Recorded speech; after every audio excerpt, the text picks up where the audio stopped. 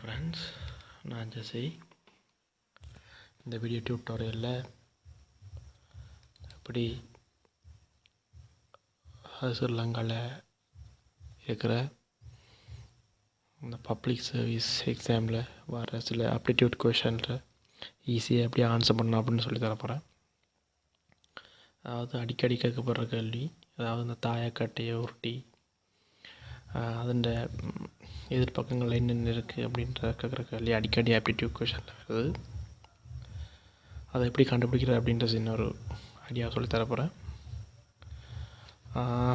இப்படி பாருங்கண்டா, இப்படி தாயக்கட்டை போட்டிருப்பாங்க. இப்படி இது ரெண்டு மட்டும் இல்லை, இப்போ நிறைய தாயக்கட்டை உங்களுக்கு தந்துருப்பாங்க.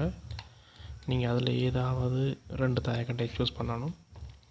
அந்த ரெண்டு தாயக்கட்டையில் ஏதாவது ஒரு இலக்கம் வந்து சேமான நம்பராக இருக்கணும்.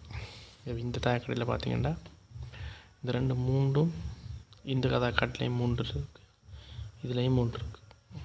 அவங்க 5 தாயக்கட்டை தந்தாலும் நீங்கள் ஏதாவது 2 வியூவர்ஸ் எடுத்து அதில் அந்த எடுக்கிற 2 வியூலையும் ஏதாவது ஒரு இலக்கம் மட்டும் சமனாக இருக்கணும். நான் இப்போ இந்த 2 நான் எடுக்க போனால் நீங்கள் நினச்சிக்கொள்ளுங்க. இதை எடுத்து எப்படி எதிர் பக்கத்தை நான் கண்டுபிடிக்கிறேன்டா, இப்போ உதாரணமாக அதை நீங்கள் என்ன செய்யணும்டா, அப்படி ரெண்டையும் செலக்ட் பண்ணி எடுத்துகிட்டு அந்த பொதுவான நம்பர் வந்து நீங்கள் அப்படி கட் பண்ணிடணும். கட் பண்ணிட்டு நீங்கள் என்ன செய்யணும்டா, அது கூட கடிகார முழுக்க சுற்றுற திசையை இப்படி திசையை நீங்கள் பார்க்கணும். அதாவது இங்கேருந்து கடிகார முழுக்க திசை வந்து அதில் எந்தெந்த இலக்கம் இருக்கோ அதை ஓட்டம் பண்ணி நீங்கள் எழுதணும். அதாவது இங்கேருந்து 5 6, ஸோ 5 6.